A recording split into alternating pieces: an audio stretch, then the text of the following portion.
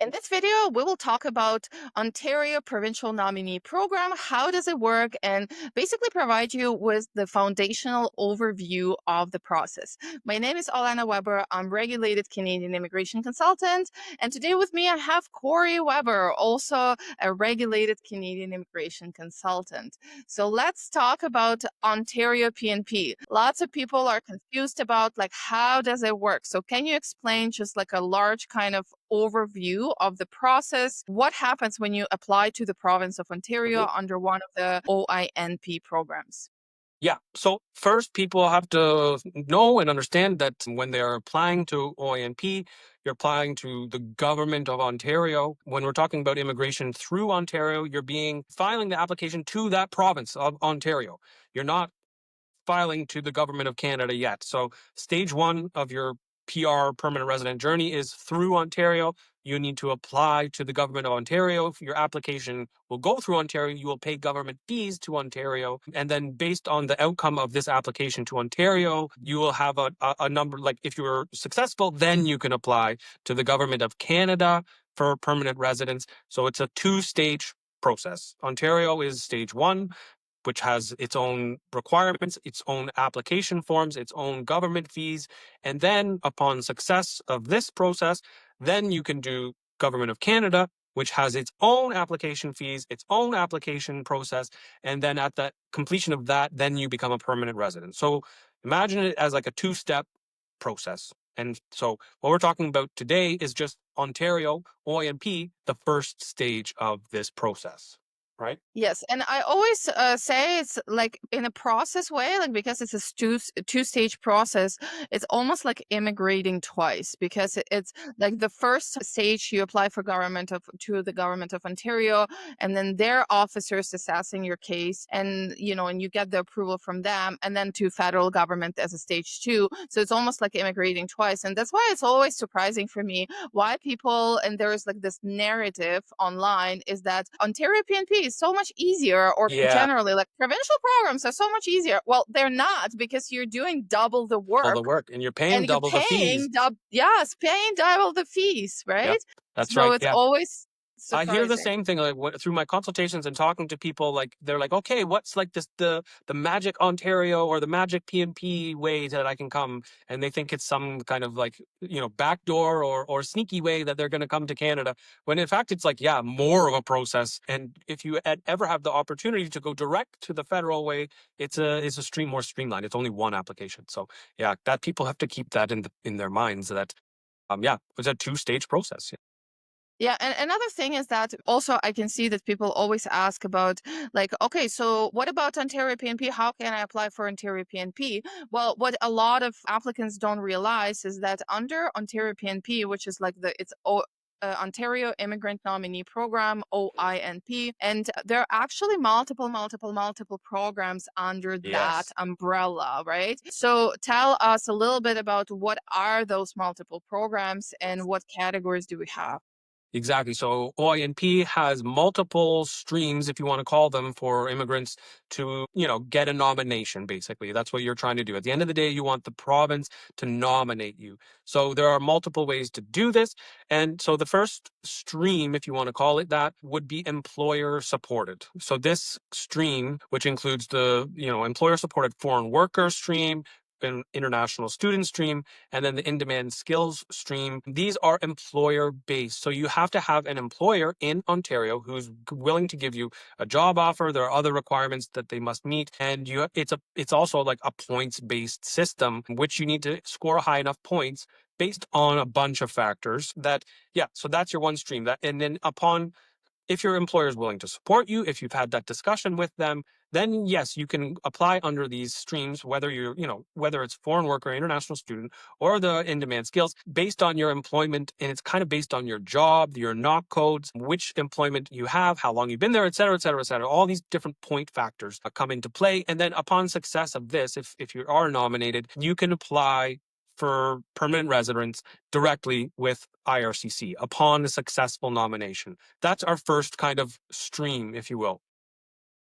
Well, The second, I would just say that it's like a group. So it's like a three group of programs. stream, yeah, Yeah, like a group of streams, right? So we have three programs: foreign worker, as you said, international student, and then in demand. Those are three program like streams or stream, programs. Yeah, and then they would fall under this group that is employer supported, like job offer group yes, of programs. exactly. So yeah, so then just to reiterate is that once you're approved, you just apply for PR. So let's just say example, I apply under this, like I work in Ontario, I have Ontario employer, I go to my Ontario employer, I say like, look, I need a support because I want to apply under this, like one of these streams.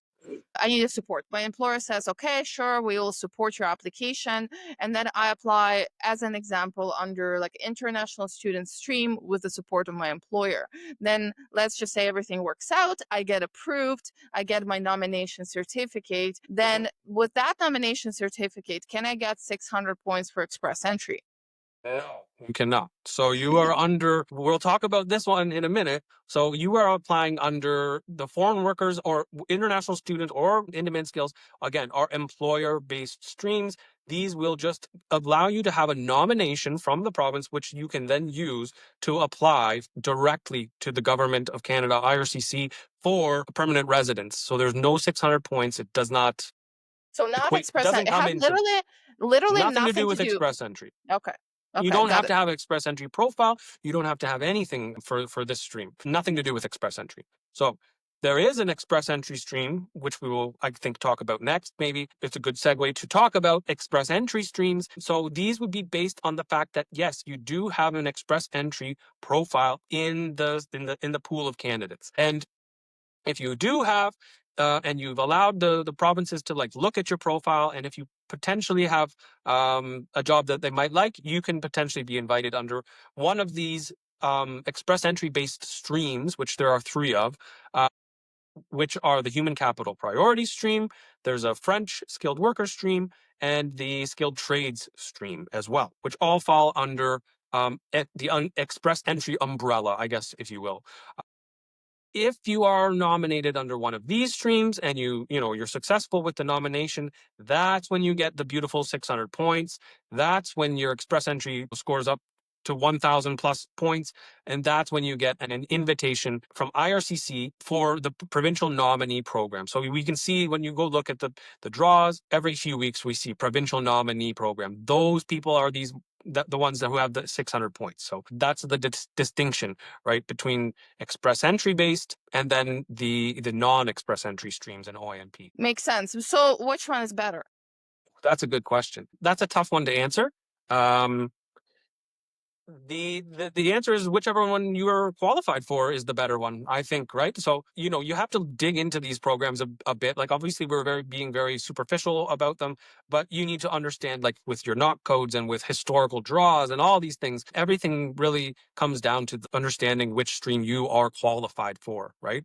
Do you have an express entry profile? Yes or no? If you don't, then maybe you would like to get one in and you can perhaps be targeted for that. Or, you have to understand like which ones you're qualified for. So go on the OINP website, check it out, look at the different streams. There is another set of streams which we didn't yet talk about, which are basically education based streams. So if you do have in Ontario, you went to either a master's or PhD, you can also potentially apply for a nomination with that, with those streams. So again, those rely on going to school in Ontario for either a master's or PhD. So those are the last two streams. So total of 8 streams that we just talked about.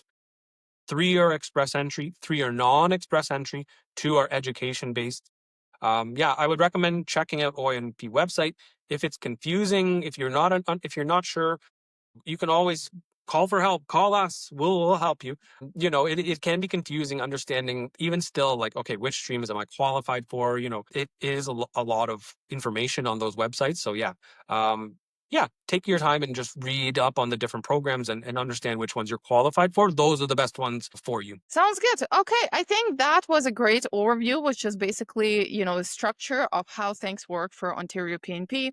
And then with that structure in mind, you guys can like dig into the specific streams, specific programs, and see which one you really, your qualifications, your skills, or your plans really align with. All right, thank you so much for tuning in today, and I hope you enjoyed this video. You you can go ahead and go to our YouTube channel and subscribe, and you can watch our all other videos. I'm sure you will find them useful. And yeah, thank you so much for tuning in.